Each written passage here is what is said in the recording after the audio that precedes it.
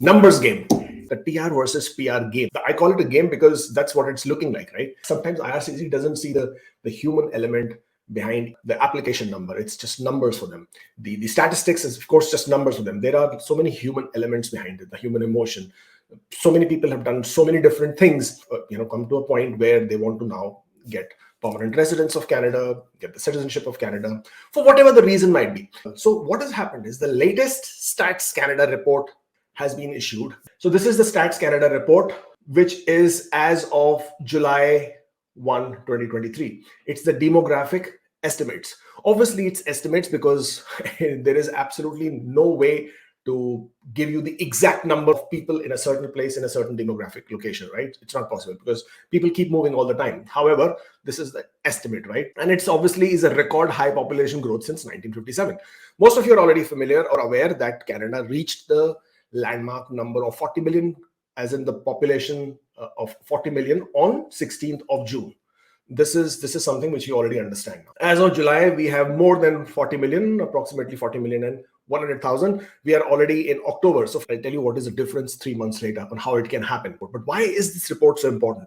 Because in this report, it talks about new estimates of non-permanent residents. And that is where it becomes very, very important. Again, from the report, international migration accounted for nearly all growth from July 1 to July 2022 to July 1, 2023, because of high number of immigrants, which was the permanent residents who are coming to Canada, and increase in the number of non-permanent residents. Okay, this is where it becomes very, very interesting. Now, non-permanent residents come to Canada for all different reasons, and this is what is making it so interesting. The number of non-permanent residents holding a work permit was estimated to have reached 1.5 million. It's 1.426, but this is on 1st of July. I'm going to sort of think and assume that the rest of the numbers have added up already in the next 3 months. So we are looking at about 1.5 million, up from 868 a year prior, 64% increase. So just the work permit holders in Canada have increased by 64%. Huge number. 1.5 million now, right? Now, this change, in my opinion, could be for a variety of reasons.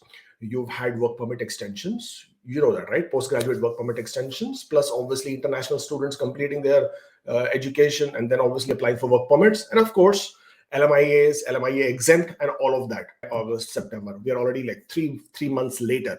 And I'll tell you what is the difference 3 months later and how it can happen. As I scroll down, and obviously the link for this particular report is in the description box. You will find it there, so you don't have to worry as to where to find this report. But why is this report so important?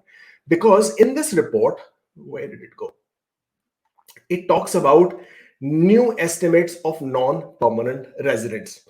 And that is where it becomes very, very important. Again, from the report, international migration accounted for nearly all growth from July 1 to July 2022 to July 1, 2023, because of high number of immigrants, which was the permanent residents who are coming to Canada, and increase in the number of non-permanent residents.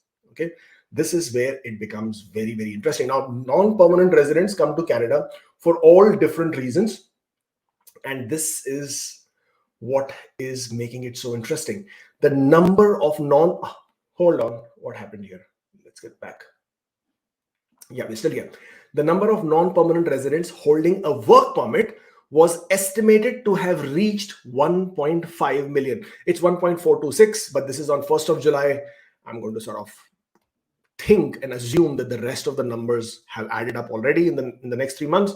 So we are looking at about 1.5 million, up from 868 a year prior, 64% increase. So just the work permit holders in Canada have increased by 64%. Huge number. 1.5 million now, right? Now, this change, in my opinion, could be for a variety of reasons.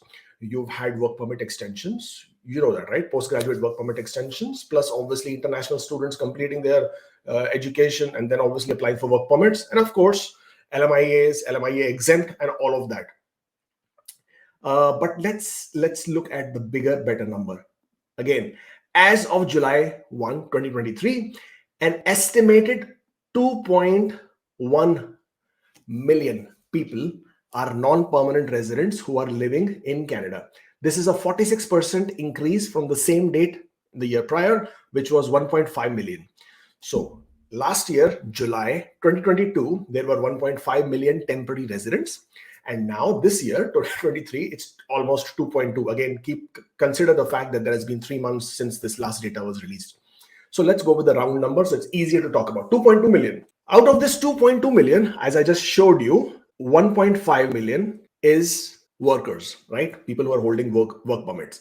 And out of these 2.2, if you remove the number of work permit holders, so that is roughly 700,000, right? Let's do a very, very fair back of the napkin kind of a math. I don't agree with this number. Why don't I agree with this number? Why? Because this is another article from CBC, and it talks about international students who have come to Canada in 2023, or how many international students are there in 2023. The rough estimates are at about 900,000. Okay, close to a million, 900,000. So if this report says 2.2 million people, and out of that 1.5 million is workers, which is leaving only 700,000 away, then again, keep in mind, this is as of 1st of July. After July, you have had August and September, 2 very, very crucial months, because September is the largest intake for international students. Majority of the international students who come to Canada start their intake. The big intake starts in September. That's when they're starting their bachelor's degree, they're starting their master's degree. Most of the international programs will probably start in September. So because this report is from 1st of July, this August and September, obviously the data was not taken into account, leaving out some big number of international students who would have come to Canada. So in my opinion, okay, my humble opinion, this number of temporary residents in Canada as of right now is certainly more than 2.2. Also, with these numbers, it seems it doesn't take into account the visit visa holders who are in Canada. Okay, it also doesn't take into account people who have come to Canada and have claimed refugee status, or who have claimed asylum, who are seeking asylum, protected persons, right?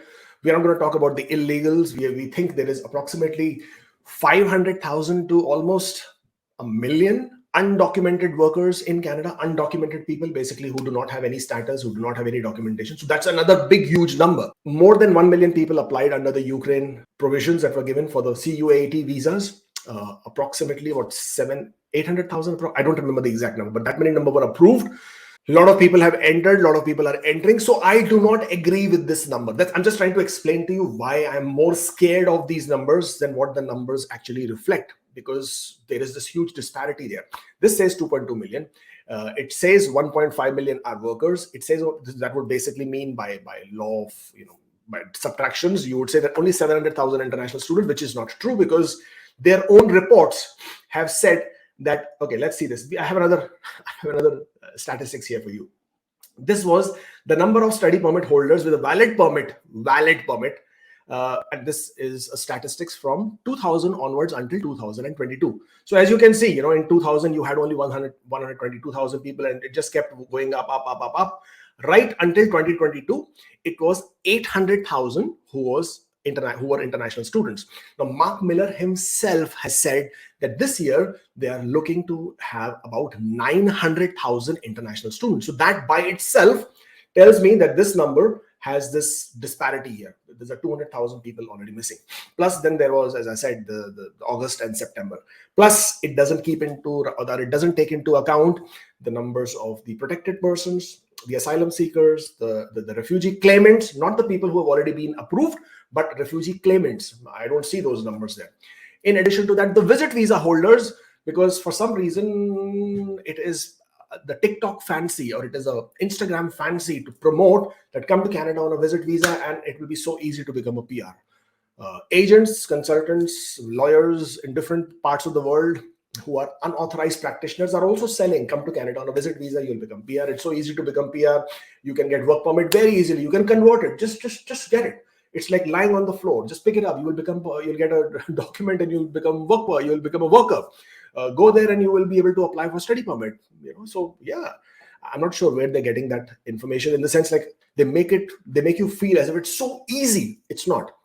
But that's a discussion for a different day. For today, so this numbers do not take into account visit visa holders. Now I'm saying No, I'm not saying all visit visa holders who come to Canada want to live in Canada permanently. I'm not saying that. I'm saying that a lot of them are now coming with the intention of doing something so that they can have a go at permanent residence. So this 2.2 million, in my opinion, is a bit off. But I will go with this number. All right. Now, in this 2.2 million, there is also an inclusion of small minor children. Okay. Now, these minor children, obviously, for example, if one person is working in an IT company on an intra-company transfer, then that person has a spouse who is probably here on an open work permit and has one or two children. I'm just giving you as I said, back of the napkin math.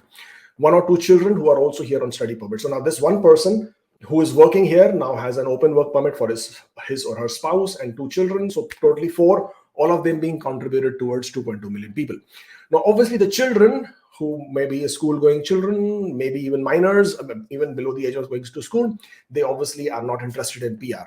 Their parents maybe, but they themselves are not. Also, the spouse is an open work permit holder. The other spouse is a closed work permit holder.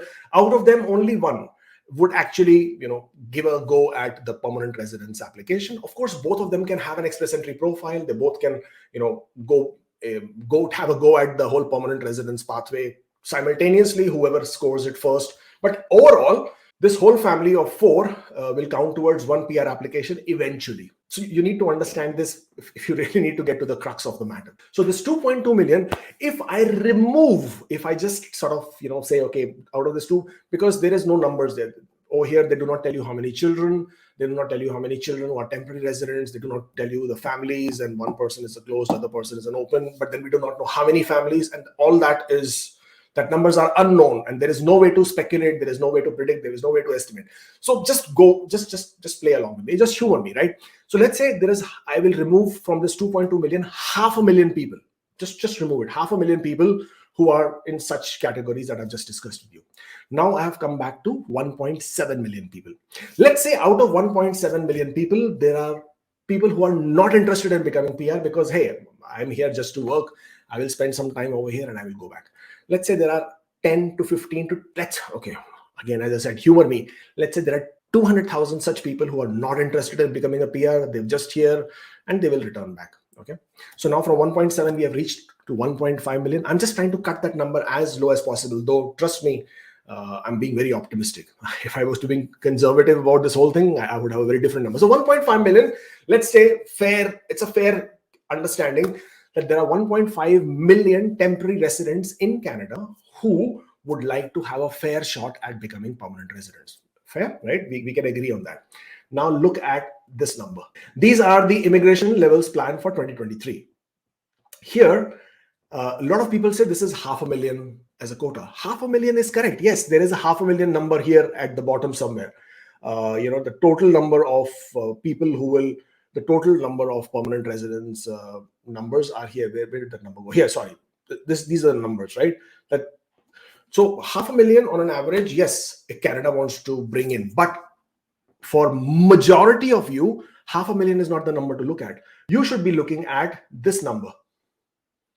Why should you be looking at this number? Is because this number is for the economic programs.